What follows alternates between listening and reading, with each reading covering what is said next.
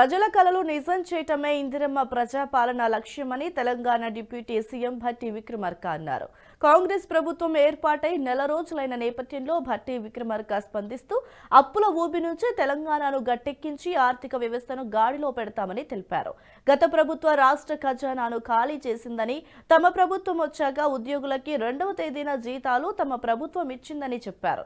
రాష్ట్రంలోని సహజ వనరులు, ఇతర వనరులకి రాష్ట్రాభివృద్ధికి దోహదపడే విధంగా పక్కా ప్రణాళికలతో ముందుకు వెళ్లి సంపద సృష్టించి ప్రజలకు పంచటమే లక్ష్యంగా పనిచేస్తామని భట్టి తెలిపారు. 6 గ్యారంటీల అమలుకి చిత్తశుద్ధితో పనిచేస్తున్నట్లుగా వివరించారు.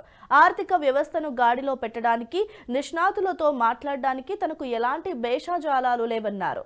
రాష్ట్రాన్ని అభివృద్ధి చేసుకోవటం అందరి సమిష్టి బాధ్యతతో ప్రభుత్వంలోని ప్రతి వ్యవస్థ తన కోసమే ఏర్పాటు చేశారని, ప్రతి పౌరుడు అనుకునే విధంగా తమ పరిపాలన సాగుతోందంటూ భట్టి విక్రమార్క వివరించారు.